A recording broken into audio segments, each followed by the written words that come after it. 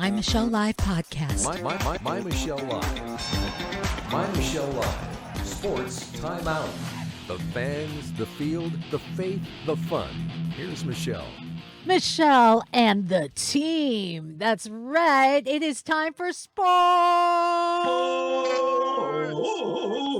It's time to take on sports. I cannot match that. Of the week.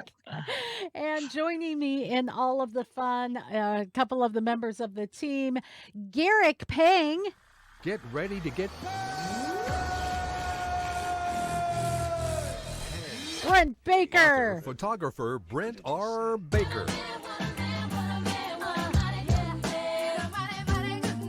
And I am your humble host, Michelle Mendoza. Gentlemen, I really wish that we had Joshua McMillan with us. He is in Disneyland, but it's because baseball is right up his alley. Take me out to the ball game. Yeah, we are going to be talking baseball. And guys, who's the hottest team in Major League Baseball right now? It's actually the Seattle Mariners. And we talk about the Mariners a lot because we have kind of a little bit of a Seattle connection for most of us, but they really are America's underdog team. So it's been fun to watch them. They are on freaking fire, Brent. Yeah, they've been around for 45 years and have made the playoffs 5 times in their entire history. And I think nationally, even now, it's been well documented. They haven't been to the playoffs at all since 2001, which, Ouch. well, they had a really hot rookie that year. His name was Ichiro Suzuki, who was the rookie of the year and eventually was the MVP of a team that won 116 games, which is the most that's been won in a regular season by a team. So now we have a team that has won 14 in a row with a hot rookie that everybody outside of Seattle was introduced to at the All-Star weekend, Julio Rodriguez.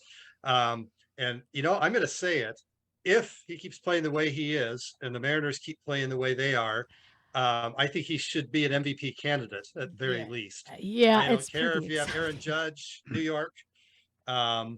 I don't care if you have Yordan Alvarez, Houston.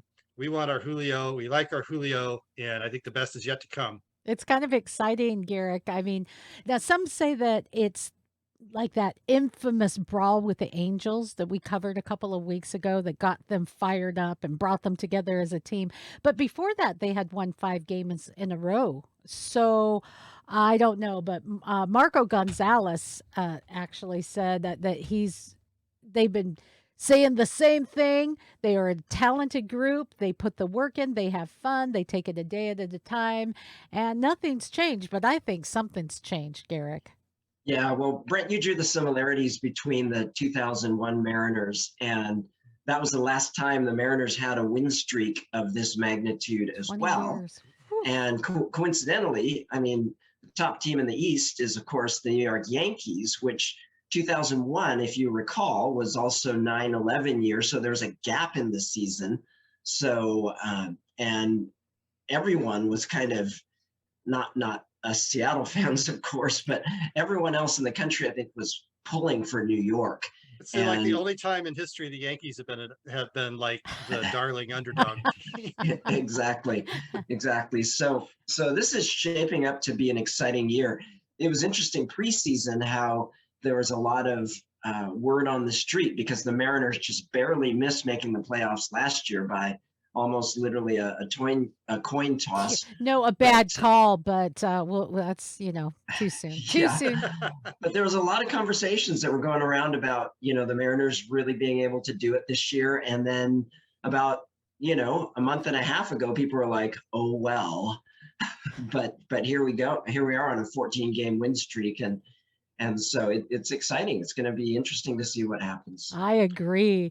It's been really fun to watch. And, you do have these standout players like Julio Rodriguez. And it kind of reminded me of another story that hit the sports world this week of another superstar.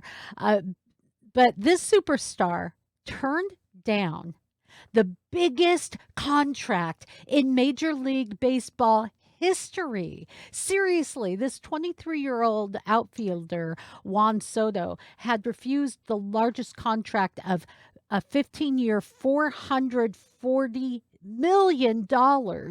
This offer was huge. And so, freaking, what's the deal? I mean, either he hates the Washington Nationals, and yeah, they do have like the worst record this year. Uh, he's tired of making money in baseball, or he thinks he's worth more. What is it? I think there's a few things at play there. First of all, it was the largest total contract offer, the $440 million. But I mean, these guys are very competitive. So when you get a contract offer that's Oh, something like the yeah. 10th most per year, for some of these guys, that does mean something. I also think that there's definitely things going on within that organization that have him wondering if he wants to make that length of a commitment to them. They are in the process of being sold. Fair And enough. so if you don't know who your bosses are going to be, it's kind of hard to say, well, I'm going to stay here for 15 years. The other thing is, I thought it was really odd because most of the players that go to the All-Star game, their teams provide charter flights for them or private jets. And these teams, obviously, if they're making offers of $440 million, have plenty of money to do that. Juan Soto had to fly commercial to the All-Star game. And I'm just thinking that there's some things in the relationship with the organization that are going on there that maybe not so healthy. It was Yeah. also interesting that Juan Soto was the guy who edged out Julio Rodriguez for the home run derby title. And there's some talk that Seattle might try to break the bank to go for this guy. He's only 23 years old, one of the top 3 hitters in the game. That might be interesting. Can you imagine those two in the lineup together? And I wouldn't know Um, what I don't know. I already don't know what to do as Seattle kind of almost native with a winning team, let alone out of the ballpark kind of a team. I'm not sure how to handle that yet, but believe me, I'm going to do it. I'll figure it out. But yeah, it is interesting. He had like what a 351 batting average and the youngest player to win the National League batting championship. But and he's um, already won a World Series. yeah, but his numbers have fallen this year, so I don't know. Someone offers me 440 million for something legal and that I like to do. I think my answer is yes. Just saying. Well, Well, I think one of the keys also is that his agent is Scott Boras, and his clients regularly do not sign long-term extensions before they hit free agency for the first time. And Juan Soto has never been a free agent before, and Yeah, so that has always been Scott Boras's modus operandi, I if you will, get that it. It's they're going just to hit free agency. The there's nice thing is, if a team like the Mariners sign him, he has 2.5 years. It's that free agency contract. So you have him for 3 pennant races if you could trade for him. The other thing is, if you're his agent and his job is to get the most money possible, what's the free agent market going to look like in 2.5 years from now? I 440 million know dollars may be a big deal. I now. know for you and I, take the money and run. But when you're wired to be competitive, hyper competitive, and just about everything, you Yeah, can kind but of see the mechanics at work here. Garrick, honestly, we don't know that he's going to be any good in 15 years. So it may turn, it is kind of like a gamble. I mean, while it is. go ahead. Yeah, anytime you're dealing with pro sports contracts, it is a gamble. I mean, and so the question is, I mean, where are you in the product life cycle? What are you? What is? How do you tend to be as far as injuries and things like that? And if you're young and if you're healthy and if you're on the upside of the product life cycle, then I think there's good reason to roll the dice and say, hey, who knows what's going to happen? Because it's kind of like the price of real estate, unfortunately, is that it really doesn't go Okay. down much. It just keeps going up. Often, And yeah. so Unless the unless something bad happens to your house and it's no longer functional, it starts to fall apart and it breaks down, suddenly it's just not worth quite as much as the other houses on the block. So I'm just saying what's going to happen in 15 years. Nonetheless, I did want to Brent, share. Yeah. Go ahead. Go ahead. Well, I wanted to say one other thing though, just in terms of salaries that are concerned. I mean, Julio Rodriguez, who came in second place in the home run derby at the All-Star game, I had no idea, no freaking crazy idea that they got paid to do that. Well, he paid to win it. His second place finish got him, was it $700 or $750,000, Yep. which is It's more than his basically contract for the year. doubling his salary Yeah. for the year. It's like crazy. But I mean, he was incredible, and if anybody hasn't seen that, I really encourage you to go out and watch that, because as a rookie, and he had a great pitcher with him as well, and I think the pitcher makes a huge difference in the home run. Oh, of home run course it derby. does. It's amazing though, the amount of money. I mean, here we are talking sports every week. So, we benefit from sports and we love sports on top of it, but it never ceases to blow my mind, guys, how much money people get paid for hitting balls with sticks and kicking balls with feet and throwing balls with hands. It just is like, we're really, as entertaining and fun as it is, where are our priorities? I'm just saying. Yeah, there's Man. but there. Let me add one little. It's sort of a side topic, and it actually could be its own discussion. I don't know if you've been following what's been happening in terms of Major League Baseball getting sued for how much they pay minor league baseball players. Yeah. If you are not on the 40-man roster, your annual salary is somewhere between $5,000 and $14,000. Okay, and I get that. And so I'm just At saying that that point, if you've been living in that system for 5 or 6 years, I think that your attitude towards ownership and knowing that there's these billions of dollars floating around is going to change when your opportunity comes to make some money. it's an investment. I get you, it's an investment, but it is still a game. And And most of those guys don't get there either. and most of those guys don't get there. And there's a lot of folks in America who are struggling making about that, and working Yeah. full time and killing themselves doing it. So put it in perspective.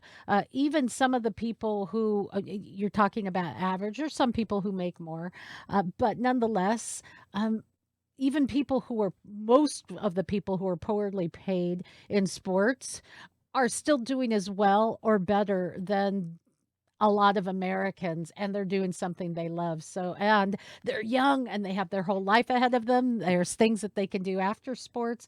It's just a matter of perspective. I wanted to talk about a couple of bad hits in Major League Baseball. Red Sox, Chris Salick had to leave the field in the first inning with a broken finger. He was hit on his throwing hand by a line drive in the very first inning, broke his finger. Ouch. And then there was this story, another ouch. This one's crazy. Did you hear about this? It was Bryan Cranston.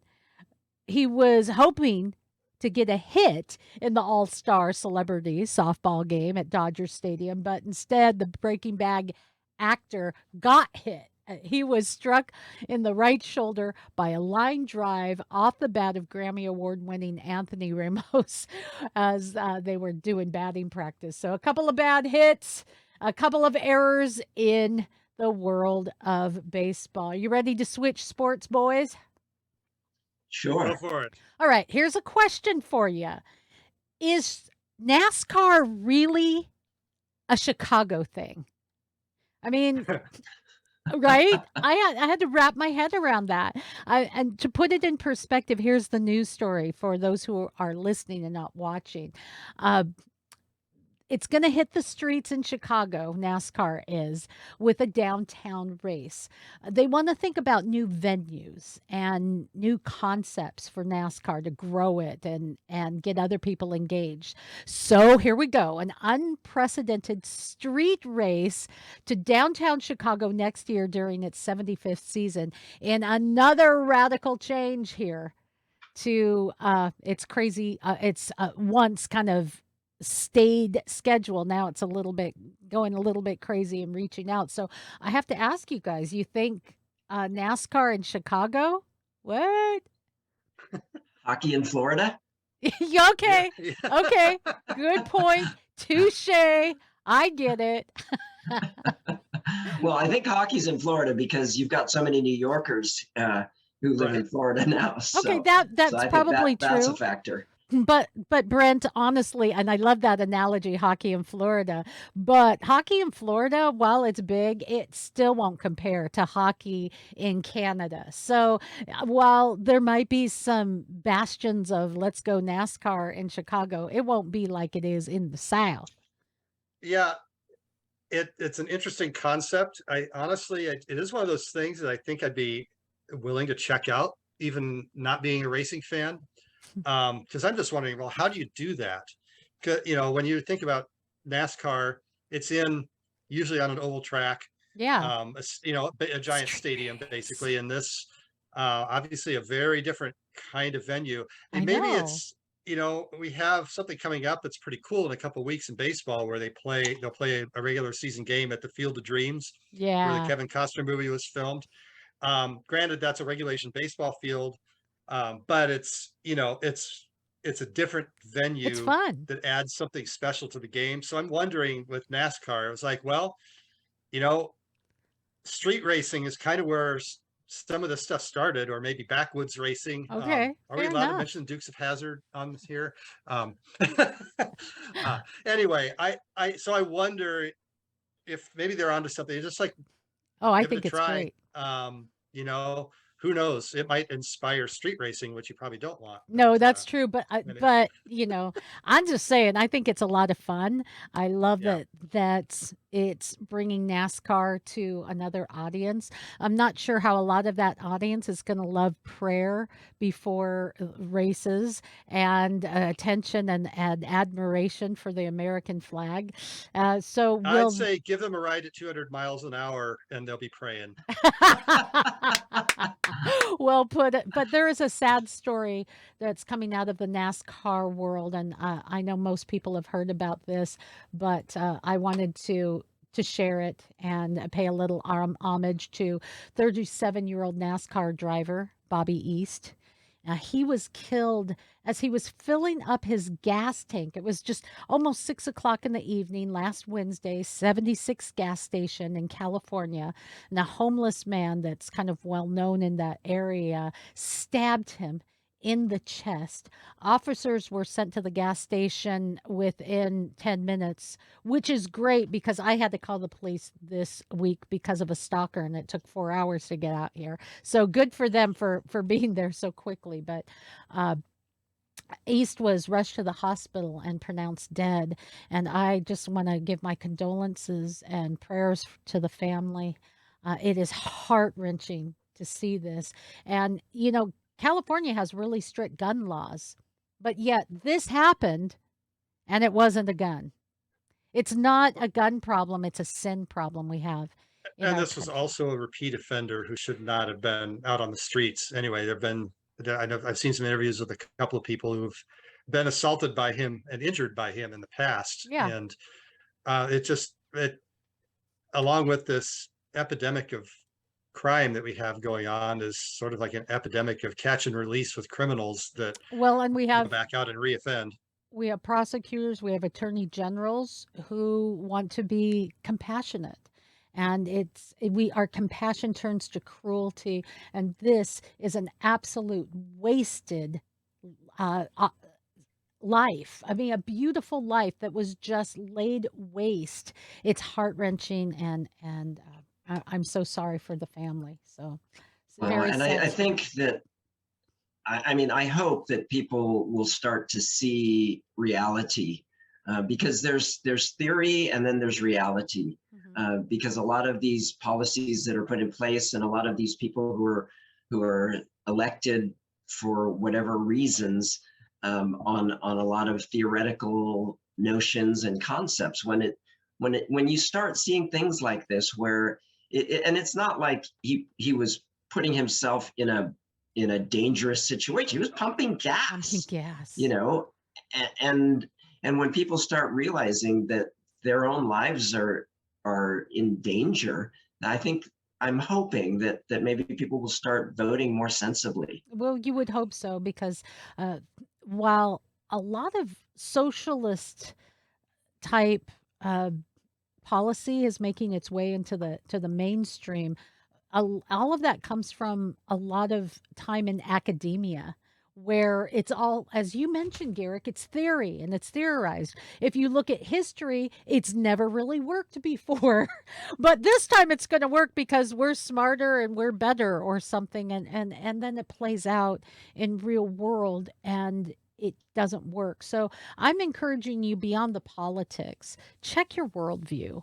If it doesn't line up, if it has holes in it, if it leads to hypocrisy, not no good thing is going to happen. And we see it played out in the news, even in something as beautiful and as fun as sports, and it's heart wrenching. So let's move to a good story. The U.S. women's national team, they are kicking ball and taking names. They defeated Costa Rica in a 3-0 game in the semifinals. They defeated Canada 1-0 for an Olympic berth. So that's pretty exciting. Congratulations to the US women's national team. They're doing pretty well. Not a lot going on for me in soccer in the MLS. It's kind of sad because my team has sucked lately. We have some When was the last time they scored? Okay. Anyway, we have we have That actually was a legit question. I wasn't trying to harass yeah, you. I I just know understand. it's been a I was while. still trying to ignore it. I'm still trying to. Well, we need Raul Ruidiaz back to the Seattle Sounders. Yeah. It has really been evident how important of a player he is to the team since we've been missing him, and we have really been on a dastardly slide. And there's not, MLS is chugging along. There's been some interesting signage for LAFC. There's some pre-games and some friendlies of some pre-season games going on there in European soccer. So there's some things happening, games to watch, but for me, it's kind of sad when you have a team that you follow really closely and they suck. So there you go. But the women's national team, they're doing just fine. Oh, and speaking of women, I wanted to get to this story, guys. Lia Thomas was nominated in the NCAA for Woman of the Year. For Woman of the Year, a transgendered female man who is using gender appropriation to be a female is nominated as a woman of the year. And you know what? It's really tough for me. For I'm not in professional sports as a player, but as a reporter, I have had to fight hard for my place, and I've seen how hard it's been. Garrick, you've been working with sports. I mean, both of you have been working in sports, but Garrick, as a player, you've seen and worked with women who have had to fight for their position. We fight for scholarships. We fight for very few positions on very few professional sports teams where we can take our passion to the next level. I've had to fight for my position as a reporter because there's not a lot of women there, and we haven't always been looked at with respect. So it's harder for me to look at this than maybe others, but it still sucks. And I'm not the only one who's weighed in. Uh, there is tennis star Maria Navratilova says that any win by Lia Thomas should have an asterisk. There, tennis stars who we've seen this before have come out and said, "Yeah, I don't know, this isn't okay." Even Billie Jean King said, "Well, we should at least let science look at this instead of emotions." Let's take this on. Let's There's a have a concept. little face off. What are your thoughts, guys? Well, I think what you mentioned about Martina Navratilova and her comments. I think to me, one of the more disturbing things is the fact that a person cannot hold an opinion without being labeled as transphobic. Um, and obviously, this is a bigger overarching issue, but I think a part of the whole cancel culture. It's like, well, you have to agree, or you're this phobic or that phobic, and it's like, no, we need to have a serious discussion about this, especially, I mean, if you care about your daughters or women in general in terms of fairness and opportunity. It is just there's I don't know how it's really unconscionable to me how people can actually feel like this is something that's fair, because it's completely unfair and it's just wrong. Because sin Yeah, blinds us, and by transphobic, you mean I'm afraid that your alphabet crew is going to trample on my rights. Then call me what you will, but we should still have a logical discussion about it because I respect you as a person. I value you as created in God's image, but your opinion is damaging. It has a worldview that is contradictory to logic, and it just plain sucks. So why can't we talk about it, Brent? yeah.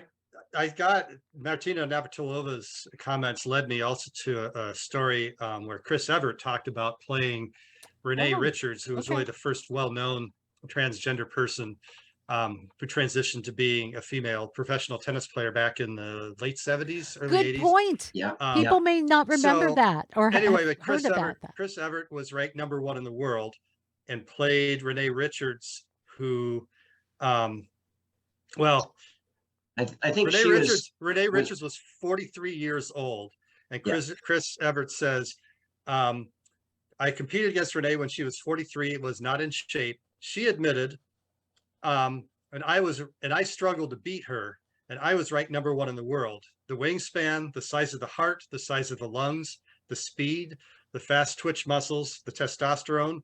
There's just everything pointing to the fact that men are quicker, stronger, etc., than women, especially after puberty. For Renee Richards, this is the telling part.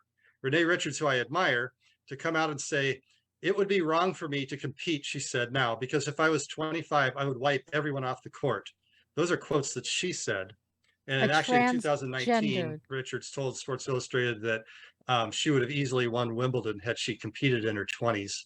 Wow. So when you actually have transgender athletes that are saying, I've done this, and it obviously is not a fair playing field. I think if we're not even listening to them, obviously you're not listening to anybody. I have. Thank you very much. There's the Caitlyn mic Jenner drop. has been the same way, very outs. Caitlyn Jenner has been the same way, very outspoken on this issue. Although, still, I will add a little criticism. There was okay accepting the Woman of the Year title. Yeah, so thank you very much. At any rate, let's go on to football, where ex-NFL tight end was Orson Charles was accused of pulling a gun on a cop in a fight over a parking space. Seriously, Charles is 31. He played tight end for 4 NFL teams during his 5-year career, and he allegedly walked up to the officer's car, yanked open the driver's side door, and pointed the gun at them during this incident. Are you kidding? Is it a coincidence that he's in a Cleveland Browns helmet in that photo? Ouch. It just seems to be the sort of thing that follows him around. It does. It's sad. And what again is sad is we talked about, salaries and such and putting so much emphasis on sports, which we all love sports, but we're emphasizing what success is by paychecks, not by our morals, not by our morality, not by how we conduct ourselves, and it shows. You can have a nice big salary and a great career. You can achieve the top echelon of your desired uh, goal, and yet you can be a thug And that sucks. It just really sucks. Another story coming out of football, Garoppolo trade rumors. Garrick, you sent this one, didn't you? I think I may have. I can't remember. So I sent it. I thought you said I said this one. Yeah, I did. I was reading about it this morning. That yeah, the Jimmy G's looking to go somewhere, and of course the Seahawks might. They're saying that there's rumors that he could be coming this direction potentially, as well as possibly going. Now that Baker Mayfield right. has left the Browns, that there's a chance he could maybe go there. Yeah, But it's a story as we keep bringing up every week the Seahawks. Russell Wilson um, left a hole that we're still trying to people in Seattle and the team, I think, even still trying to wrap their head around how that's going to be filled. The going feeling in Seattle is, yeah, we're okay. Yeah, a lot of people will miss Russ. Most of us have said on the show we'll miss the old Russ, new superstar Russ. At the ESPYS with his wife wearing pasties. We we're like, it's okay. That's not the same Russell Wilson. It's all right. You can go now. Thank you very much for your years of service. Next, but we're still waiting for that next. That's the big story. You want to hear another story that is kind of a good news story, guys? Let's go. Good news. Let's go we good need some good news. news. We need Yes. some Yeah. good news. You may not have known this, but in 1912, there was an Olympic athlete from the U.S. The games were in Switzerland. His name was Jim Thorpe. Now, he was the Olympic winner of the pentathlon and the decathlon nearly um, nearly 110 years ago. He was stripped, though, of his gold medals for violations. He was a Native American and he returned back to the United States to a ticker tape parade in New York. But months later, it was discovered that, and it wasn't he pulled a gun out on a cop, it'd be over the fight over a parking space. He had been paid to play minor league baseball over 2 summers. Now, he was paid to play minor league baseball. So they had a strict amateur policy. So he was stripped of his medals. Well, now they have decided to reinstate his medals. Now, Jim Thorpe isn't around. It was 110 years ago. He's not around anymore to say, "Yay, I get my gold back," which is kind of sad. But it is a good story and interesting. He wasn't paid as a decathlete. He was paid as a baseball player, but still it violated. Any thoughts on that cool story? Well, it's long overdue. Right. Jim Thorpe was amazing, and we've talked a lot about um, how we handle racial discrimination in our society today. But you want to talk about somebody who had to deal with it in spades in Yeah. 1912, a Native American, and then to win at the Olympics. I think it's one of those things that there may have been a lot of other athletes that had the same kind of thing going on. And there were people looking for an excuse to take that away from him. But anyway, I think it's, it's And that's late, but I think it's a good thing. And he obviously deserved it. It was it yeah. wasn't poor performance enhancing drugs. It wasn't Yeah. criminal activity. And like you said, he wasn't even being paid as a track and field athlete. So yeah, it's a good thing. But should have been done while he was still And the alive. fact that we're recognizing it, we can rail against some of the over the top social justice issues, but being mindful in these regards does have some good things that are coming out of it. And I think those things are things that we should absolutely recognize. But speaking of social justiceism, LeBron James is kind of, I don't know, I think he kind of put his foot in it a little bit. So we're going to back that story up to Brittany Griner, where her people have said that she was prescribed medical cannabis, so it was perfectly legal, and she should be able to go, should have been able to fly around with her vape pen. There's a lot of stories that have come out like this one, or she said, well, I forgot it was in there, that kind of thing. Um, and and LeBron James has been weighing in. In fact, he weighed in on an episode of his show, The Shop. He said that uh, he can relate to how she can feel like America doesn't have her back. He said, I would be feeling like, do I even want to go back to America? And that really was a tough one for me because first, Brittany, I understand. Maybe you were prescribed it. Maybe you forgot to that it was in your bag, but basically you play games for a living. So you can understand if you play stupid games, you win stupid prizes. It's an idea of entitlement. This is I'm a basketball star. So, America should have my back. But if it were, just Garrick paying and his vape pen, I'm not saying you have one there, Pastor, but we wouldn't be hearing about it, and you'd be rotting in a Russian prison right now, evangelizing everybody in the jail cells. So, which could be a good thing.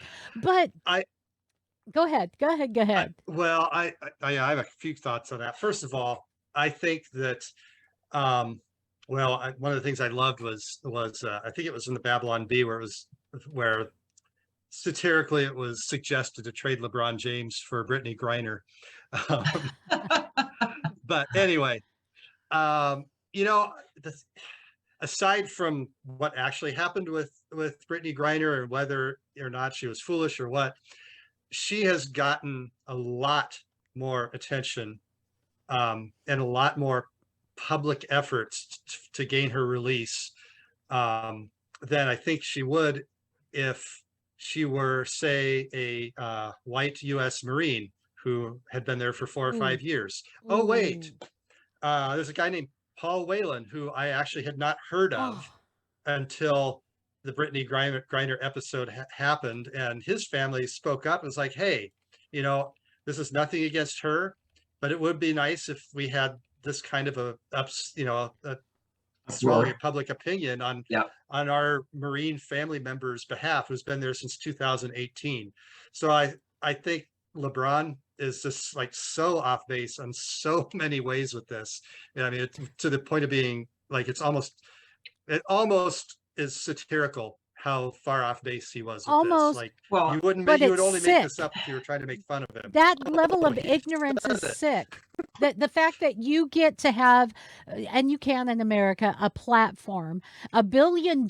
He's a billionaire now, and yet can rattle off social justiceism as if it's fact and be so freaking ignorant is egregious. So I have no problem with giving a little kudos to Ennis Cantor Freedom, who, when he heard about this and LeBron's response that, do I even want to go back to America? He says, you know what? You're free. This is the cool thing about America. You're free here. And you know what you're free to do? You're free to leave if you don't like America, and don't let the door hit your ass on the way out as you go. Yeah, I said ass. I know. well, and the problem, again, this is a bigger issue again, is that celebrities can tend to say whatever they dang well please or whatever they think, even if it's not based in fact, and it's with a story that the press picks up and runs with. And so you get all kinds of false information, fake news that's out there that has no basis in reality. And, and as far as Brittany's team is concerned, it's like, get your story straight. I mean, if it was a prescription, then why didn't you say that in the beginning, right? Where's your note from your doctor? I mean, if something's a prescription and you know that it's going to be a controlled substance in another country, then you do your homework, you do your checking, and if you need a note to go with it so that when it gets discovered in your stuff, I mean, it's just like, come on, it's just rules for thee, but not for me. Come on, that's exactly what the issue is. But what about when there's rules for everyone and they just aren't right. There's as long as we're talking NBA, there is a Golden State Warriors forward and NBA champion, by the way, Andrew Wiggins, that says, you know what? It sucks that I had to take the COVID-19 vaccine during the 2021-2022 season. He said the only way he was able to play that season, that last season, and the best season of his career is if he got the shot. But he said, for my body, I just don't like putting all that stuff in my body. So I didn't like it. It wasn't my choice. I didn't like it. It was either get this or don't play. And he's coming out and talking about it, saying, is this really fair? And you think about it, when you've seen so many professional players drop, just drop, healthy people drop.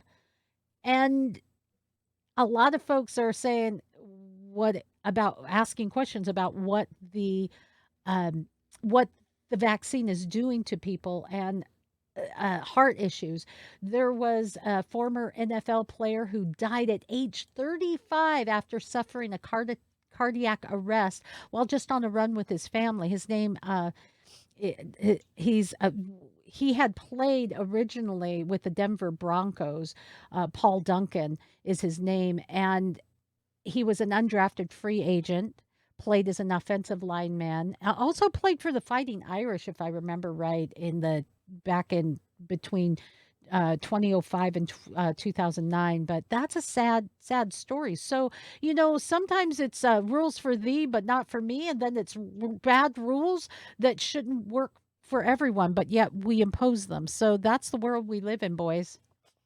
Yeah, yeah, it is unfortunate, and I think this is an appropriate time to bring up what's going on in the world of going back to the world of tennis, in terms of the world number one potentially not being able to play in the U.S. Open.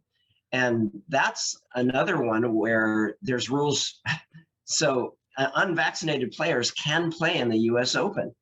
But if you're coming from another country, you're not allowed into the U.S. if you're not vaccinated.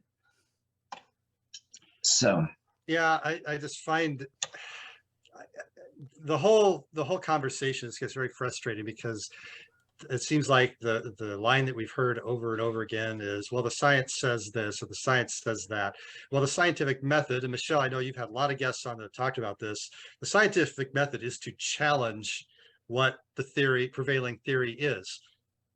You don't prove your theory. You spend all your time trying to disprove your theory. Defend it, yes. If you try to poke holes in everything. So when you have a virus or a vaccine that apparently doesn't stop it from being contracted or transmitted, to have these rules in place does not line up with the current science that is actually known. It lines up with political narratives and the rule making by bureaucrats that, regardless of the science, have their belief that they write these rules by. And that's where it all blows up. And if you talk against it, you're canceled, you're defunded, and this isn't okay. This isn't free speech, and it's not okay. Again, check your worldview. Guys, we are out. That's not science either. It's not, and it's not science. And it's not science, but it is sports today, and we are going to end our program as we always do with our final shot. And that's where everyone just gets a minute to put out their favorite news story of the week. Usually it's sports or a sports figure, but not always. Who wants to go first? Hey. Brent can go first because I'm guessing who Brent's going to pick, and so I actually came up with two this week, just in case. Actually, I don't have a name associated with mine. Oh, okay. I know I know what you're guessing, but anyway, so the All-Star, the Major League Baseball All-Star game itself. I mean, the game itself wasn't awesome. I mean, it was fun to watch those guys play. There was a double play in the first inning that was amazing with behind the back throw. But I thought that that the production of the broadcast was really cool in having the players mic'd up in game. It's not something you could do like in a regular season game Yeah. or, in a World Series game. But having like Alek Manoah, who's a Blue Jays pitcher, who's like talking back and forth with John Smoltz, the broadcaster, who was a pitcher back in the '90s, and Smoltz daring him to throw a pitch, and just sort of the back and forth. Also, when you had a pitcher and catcher who were from the same team, um, and just hearing the back and forth, just hearing the stuff that is It's said on the fun. field I wish that they would do it. you really don't get to hear a lot, and even like you said, even like helping the guy decide what pitch to throw. It was, it shows you that this isn't a serious competition, other than maybe the one-on-one. I really want to beat that guy because he's an all-star, but I just really enjoyed sort of that behind the scenes look of how actually the little boy in a lot of these guys You know as they're what? out The there playing. XFL did some of that, and I wish Major League Baseball would adopt some of these things, like a mic here and there. They're long games that might be boosted up and boost the interest level. And I hate unending extra innings. I think after a certain point, they should just do a home run rally kind of thing. I love No, these. I draw the line there. I for the All-Star game, yes, but I don't like the shootout in soccer. I do. I I'll don't take it. like it's dramatic, but I don't think it's Because the way there's you a decide a time game. where I'm It, sitting there and at a point, I don't care who wins. I just want to go home. So there you go. Garrick you gotta paying love us. the game. You gotta love the game. Get ready to I have to be with Brent on that one. I think with baseball, there's a long tradition of long games when it's not been decided. I actually do like having a guy on second base. I don't know, maybe put a guy on third base. Who knows? I don't know. But Okay, your final shot. anyway, so well, I had thought that maybe Brent was gonna to pick Julio Rodriguez because of his amazing job in the home run derby. But we actually didn't meet together last week, and so I had, of course, my wife being from England, we love watching the Wimbledon final.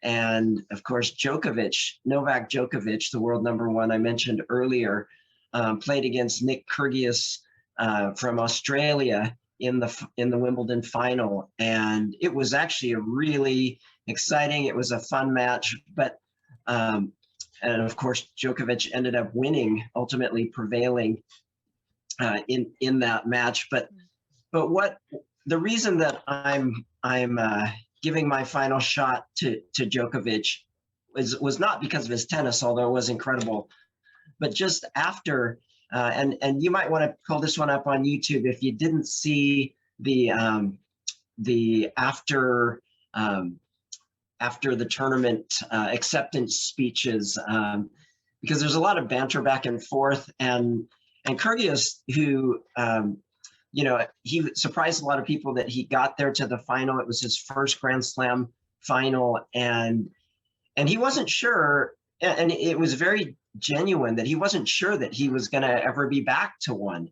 And Djokovic really just kind of, it's almost like a big brother. He came alongside him and put as if figuratively, put his arm around him and said, "Hey, you'll be back," and just really tried to encourage him. Come on, you know what? Djokovic, of course, being sportsmanship. A person of faith, he comes from an Orthodox background and lives out his faith and is very disciplined and as an athlete. And so I have so much respect for him. And so That's Novak cool. Djokovic gets my I final like shot.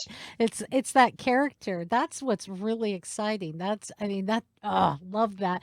My final shot, I just want to give a little shout out. You can see on the screen to a coach, Michigan coach Jim Harbaugh. He led his team last season to the college football playoffs and spoke at a Plymouth, Michigan Right to Life dinner and auction that was a sold out event, by the way. And he said that I believe in having the courage to let the unborn live. I love life. I believe in having a loving care and respect for life and death. My faith and my science that we were talking about today are what drive these beliefs in me. And he quoted from Jeremiah, before I formed you in the womb, I knew you. Before you were born, I set you apart. I appointed you as a prophet to the nations. Just a reminder, you are fearfully and wonderfully made. You were created in God's image. You're an image bearer of God from your conception. There has been, and even before, there's been a plan for you. That's the God story. And if you play on that team, no matter what the ups and downs of life are during the game of life, you will always come out a winner in the end. We all believe that, right, guys? Amen. Amen and amen. And thank you for liking us, sharing us, subscribing to us, and sharing that God story. We'll catch you next week, guys. Thanks. For more fun, go to MyMichelleLive.com.